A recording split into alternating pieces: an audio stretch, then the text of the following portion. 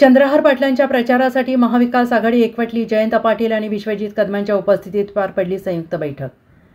सांगली लोकसभा निवडणुकीच्या पार्श्वभूमीवर नाराज असलेल्या काँग्रेसचा मेळावा पार पडल्यानंतर जिल्ह्यातील काँग्रेसने महाविकास आघाडीचे शिवसेना ठाकरे गटाचे उमेदवार चंद्रहार पाटील यांच्या प्रचारासाठी कंबर कसली.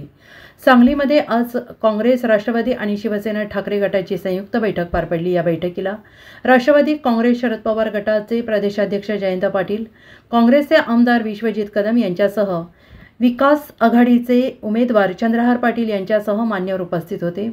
चंद्रहार पाटलांच्या उमेदवारीनंतर महाविकास आघाडीची पहिलीच संयुक्त बैठक पार पडली. यामध्ये चंद्रहार पाटलांच्या विजयासाठी एकजुटीने प्रचार करण्याचा निर्धार जयंत पाटील आणि विश्वजित कदम यांनी बोलून दाखवला.